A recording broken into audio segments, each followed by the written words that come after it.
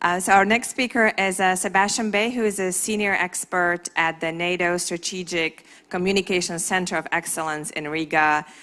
Sebastian is going to talk about misuse of social media, some of the use cases they are seeing, and some of the solutions they're thinking about. Thank you so much, Sebastian. Thank you very much for having me. It's an honor to be here. So, I'm going to talk about countering the misuse of social media, which is a project that I've been running for the past 6 months. It is a project that deals with identifying, understanding, and countering the issue of misuse and malicious use of social media. And I'm going to share some of the lessons learned, some of the experiments, some of the insights that we have from this process. But I'm going to start with a small micro-experiment that I did some few weeks ago on the topic of how difficult is it really to counter or to manipulate social media. So it was very soothing when I did this, and it's even more soothing now, because the experiment that we worked with Donara from the EFR lab, who's also running one of the breakout sessions this afternoon, which you should attend on digital forensics. So about a year ago, she spoke at an event, and Stratcom COE uploaded a video to our YouTube page, and it had about 148 views. So I decided, well, what can we do to manipulate the viewings on this YouTube video to boost Donara's presence online? So you Google, of course. You Google purchase YouTube views. It's not more difficult than that. And thankfully, we have a company, YouBoost today, that had bought ads from Google, and Google accepted that ad. Let me pause there. Google accepted an ad from a company whose sole purpose it is to manipulate YouTube, owned by Google.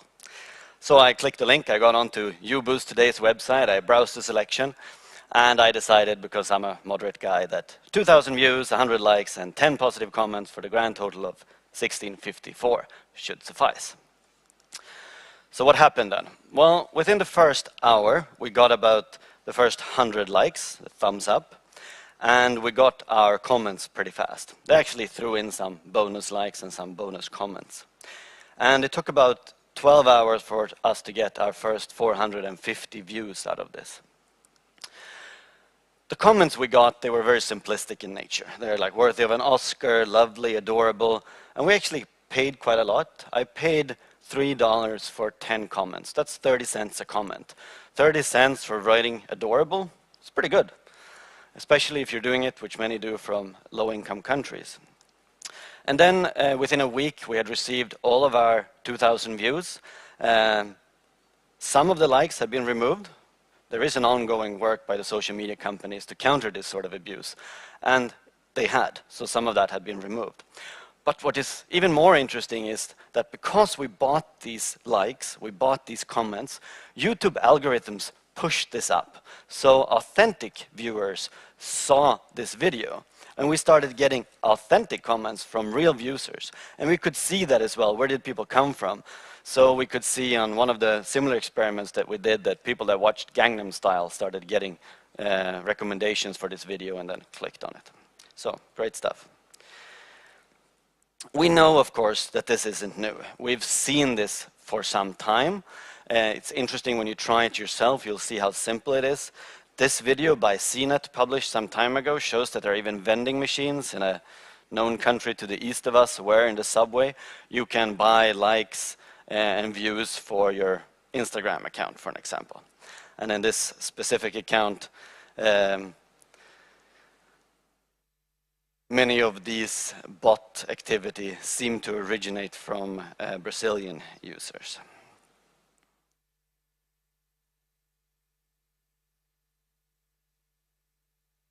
So I've been studying the black market of social media manipulation, and we just published a report on this. And I'm going to show you some of the main conclusions or main takeaways from this study. Well, the first one was that we were quite impressed by the scale of the black market infrastructure. It's not just companies that sell these things. They depend on multiple layers of engagement. First of all, you have providers of SIM card solutions for verification. You have digital fingerprint, script, and capture services that used as the backbone. Then you have companies whose sole purpose it is to sell accounts. So they use these backbones and they generate accounts to different service providers, and these service providers are spread across the globe. They need management platforms, software, to run these accounts and deliver these fake views and likes. So it's a large system. We were also impressed by the openness of this industry. I assumed that much of this would be found on the dark web, but it turned out that on the dark web it's actually even more expensive to get these things. It is very easy, you Google, you find. And these service providers, they fearlessly advertise their services. And as we've seen, Google and Bing accept ads from the companies that manipulate social media platforms. Much of this infrastructure also seems to be Russian, which is interesting. I'm not talking about the service providers. I'm talking about software providers, 3 main software providers that operate in the open, offer 24/7 customer support. And this is no like clandestine GRU operation. These are companies that have bank accounts, that pay taxes, that have their own websites. It's an open operation. People that make money, it's a revenue stream for them. But much of the know-how seemed to come from Russia. So that is the black market for social media manipulation and some of the takeaways. But we've also looked at the role of communicators, we've looked at industry responses, government responses, and we have a quarterly product that studies robotrolling, or the automatic manipulation of conversations primarily on Twitter and VKontakte in this case. And I'm going to give you 5 insights from this broad work that we've done. Well, the first one is that, which is quite simplistic in nature, but these are real-world effects right now that we are seeing. We're seeing riots and lynchings in Sri Lanka and in India. We're seeing the manipulation of elections in Europe and the United States. So it is right now, and there are real-world effects from this. But we're also seeing that social media is getting harder to monitor. And this is, many people have spoken a lot about this, and this is partly because users are changing their behavior, right? They are migrating, just like I am doing myself, from the open spaces on Facebook into closed groups on WhatsApp. But, and this is important, this is also behavior that malicious actors do, and we've been trying it ourselves. When you want to manipulate an audience, when you want to lure someone, the best strategy is to try to lure them into a closed group. 22 minutes ago or so, Facebook published another revelation where they've taken down a series and strings of pages and groups, and many of these seem to be closed as well. But we're also seeing that this has developed into sort of a flourishing economy, the social media abuse. Swedish ad industry recently published an article which shows that as much as 30% of the followers of the top influencers in Sweden are fake out of the followers on these accounts. So yes, states do this to manipulate elections and popular opinion, but this is also something that ad companies do, that influencers do, because there is money in this. Fake views on YouTube, getting extensive reach, if you're an influencer, it will result in cash. And for all those reasons, we believe that effective self-regulatory process in this day and age, in 2019, when we see that search engines accept ads, it is becoming a far-fetched idea. It is not working. The regulatory, the self-regulation that they have promised, the EU and others, so far it's not given the effect that we need. It is still very simple to do this kind of manipulation. But we are also seeing, and this is where NATO Stratcom COE come in, and we look at the role of armed forces. And we're seeing that armed forces are particularly exposed from a security perspective here. So we've done experiments, and we've seen that at the current level of information security, an adversary is able to collect a significant amount of information and use that information with precision to target soldiers participating in exercises to influence them to carry out desired behaviors. So we've done some red team experimentation in cooperation with armed forces and in line with military exercises. What we've done is the aggressors to say. We've created false personas, we've created honeypot pages on Facebook, we've lured people into closed Facebook groups, and then we've engaged with soldiers within the framework of these military exercises, direct and indirect engagements to try to get them to carry out various forms of behavior. And we've seen when we've done this, that yes, it is very possible to identify significant amounts of soldiers participating in military exercises, but also that we've been able to identify locations of battalions or troop movements, that we've been able to identify timeframes for active phases of these exercises, what they are doing, when and why. But also that we've been able to induce behaviors through direct engagement. That can be to get soldiers to reveal sensitive information or even to carry out behaviors such as leaving their positions. This is something that we need to counter, right? This is something that we need to work with. So we're developing a framework for armed forces, more of a comprehensive approach of how we need to work with this issue. To raise awareness, to prepare, to identify, and to counter. And I'll give you some of the takeaways from that work. One of the things people often say when we talk about this, well, just remove the phones. Why are soldiers carrying phones on military exercises? It's ridiculous. And yes, that is one part of the problem. We need to remove soldiers' phones. But when you remove someone's phone, you also remove their access to their digital life. If you remove phones on a large scale, that means you have a lot of armed forces personnel who are no longer able to defend their digital lives, which means that they are at risk from impersonation, from account hijacking, and other forms of malicious activity, which means that we need to be able, as armed forces, to defend these soldiers' digital life or find another way to do that. But we also have hybrid scenarios. Ukraine is approaching 5 years now, and we cannot cheat ourselves and think that we are able to remove someone's phone for 5 years. At the same time, much of this collection happens in peacetime. So removing the phones, yes, that is very good in an operational and tactical perspective, but when we look at hybrid scenarios, peacetime development, and the longer run, we need better approaches. And one of those approaches is, of course, red teaming. Red teaming is great for finding weaknesses we've seen, but it also sends a very strong message internally and externally. The units that we worked with, the units that we have conducted red teaming on, they are at much lesser risk from being tricked into this kind of behavior. You know, you trick one soldier, you trick the second one, then the rumor spreads like wildfire within those units. And the fourth time you try to trick someone using these techniques, they're not falling for it. But we also need to incorporate the digital environment into exercises much more often. We need to understand that the digital environment affects our tactical and operational level engagements. We have not done that enough. We have not seen that enough into our exercises, and we're working hard on incorporating this to a much larger extent.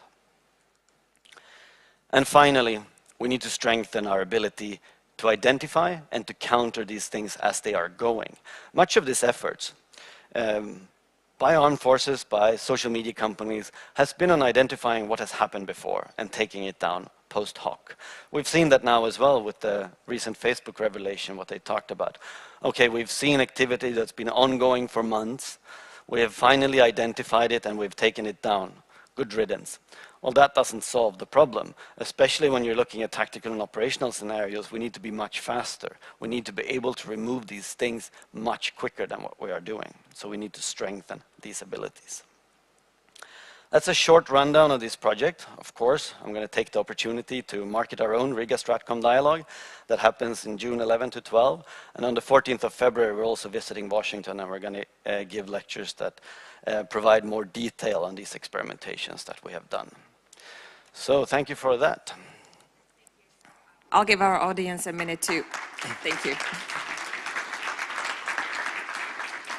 to think about questions. But my question is, you talked a little bit about the self-regulation is not an achievable goal. You know, the lot is in resilience and exercises and awareness. What do you think kind of lies the balance between training, awareness, regulation, legislation? You know, how in an ideal world, you know, what would you say should be the priority, or, you know, what would be kind of the ratio of combination of all these mitigation approaches to this issue? I think that's a very hard question to answer, and partly because it deals with different aspects. When it comes to armed forces, we of course need to protect our own troops. We need to work on establishing the procedures where we can defend our own exercises, our own tactical and operational activities. if it comes to social media companies and self-regulatory processes, I think we need to level the playing field between these companies. We see some companies that are doing a lot, and we see some companies that are doing little. And the only reason they do this is because some of them are having PR issues. They're not really having real issues in the sense that it's affecting their revenue stream or how much money they're making. They're having issues because lawmakers and the public are putting pressure on them. And I think the only way that we can get better at this is by getting more transparency. And if you go through our reports, you'll see that when it comes to algorithmic transparency or transparencies, it's one of those things that we continuously bring up. And yes, we need to counter influence operations if they are Russian or run by other state actors. But this is also an economical issue, right?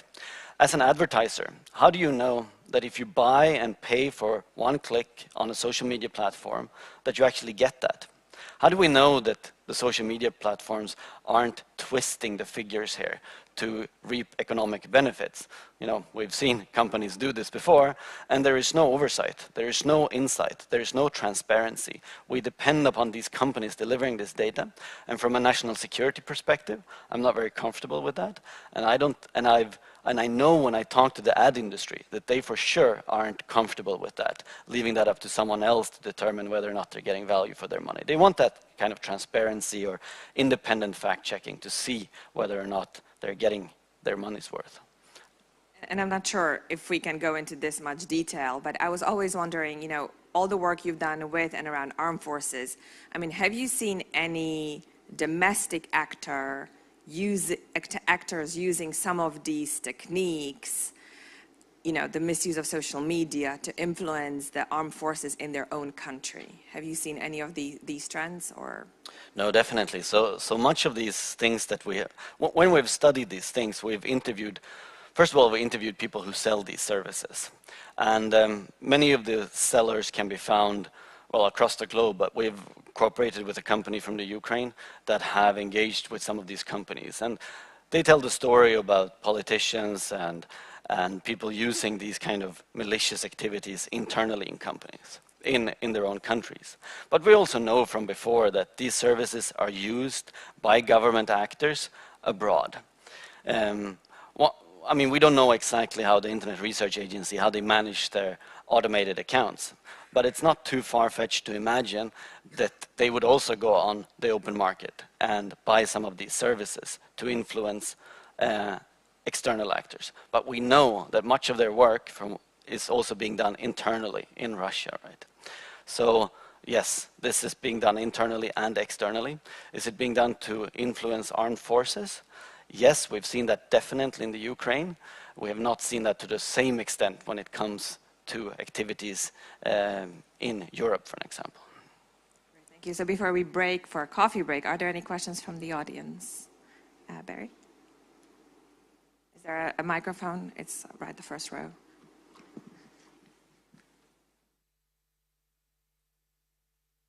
Thanks for a great presentation. Barry Pavel, the Scowcroft Center Director at the Atlantic Council. I am very interested in this, the targeting of armed forces, and I wanted to ask you two questions. I mean, it seems to me that it's useful to think about this in three categories of status: peacetime, crisis, and wartime. And I think that our forces should be working with our personnel in terms of standards of use during those three different statuses, and would welcome your thoughts on that, number one. And then number two, you've given us a very good rundown of today, what's happening today. You know, how might, if you could look ahead 3 to 5 years, how might methods and technologies change, and should we be thinking about that now, even as we're grappling with today's challenges? Those are very good questions, I think. When it comes to the first one on developing these training or military standard, I think we should have like a military standard for digital hygiene, for an example. And it's not just about armed forces personnel. When you engage with the private sector says that the best defense is educating family members at home. Because as our lives are interconnected at work and at home, and how, of course, the social media engagement we do deals with people's private profiles, even if we, within the range of an exercise, are able to scale that off. We need, of course, to set the standards high for people at home. And that involves their family, kids, home routers, and all of that. So yes, we need a military standard. We need to work hard with our armed forces if that does that. When it comes to the future, this is of course extremely tricky, but one of the things we're going to do this year, which I think has some chance of being successful, is to look at non-Western context. What we've seen, for an example, the use of peer-to-peer platform to do engagement, that was first seen in East Africa, where people adopted these techniques faster than we did. And during the elections, people used peer-to-peer platforms such as WhatsApp to spread disinformation and do engagement. We saw that there before we saw it in other parts of the world. So being able to keep our ear down and see these trends as they develop outside of our own bubble, I think that's crucial. That is one, and the other one is to follow this industry, I think.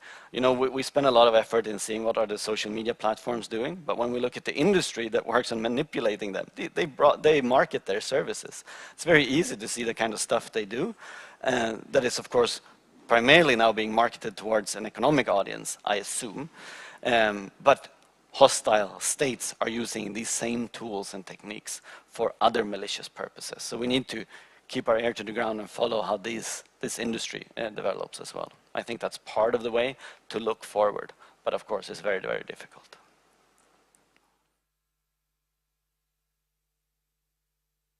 Thank you. Are there any other questions right there? Kamil Wiśniewski, DXC Technology. First of all, that's interesting stuff that you shared with us. Thanks for that. And I'm really glad to see that NATO is doing this kind of research. That's, you know, gives us some hope. But I have one small doubt. The work that you are doing, the techniques that you are describing and revealing to the public, are you not afraid that techniques like red teaming, the findings that you come with, can be two-edged sword? Maybe not for the major players, they are doing this probably anyway, but for the, I don't know, tier 4, 5 or whatever, or even for amateurs, are you not afraid that they may use your work to basically weaken the armed forces of the Western countries? Definitely, and that is one of the challenges. How do we do this work, and how do we talk about these things, and how do we spread the message without revealing sensitive things? So we do that by consciously dividing our findings into what we find are restricted material, i.e. findings that aren't already made available, that hasn't already been used extensively, that we already see and can assume is in the public domain. Then, of course, we have findings as well that are new, that are sensitive, that reveal things regarding our capabilities and methods of countering this. I didn't go into this now because there wasn't time, but we've seen that many of the armed forces that we engage with actually do a much better job over time. That they are getting, many countries develop this capability or have this capability to identify and take down. And we have conclusions regarding that as well. You know, what are the capabilities for different nations? What are their ability to identify and take down? What are the times on that, etc. Of course, those are things that are very sensitive. Those are things that we cannot talk about. So we need to draw a line, and we've had that discussion, and I agree with you, we need to continue having that discussion. But I think with these things that are already out in the public domain, that these actors are already using, I think it's important that we talk about them to raise our awareness. I think that is more beneficial than not talking about it. But we need to be very careful with where we draw that line. I very much agree with that. Thank you very much, Sebastian. Thank you.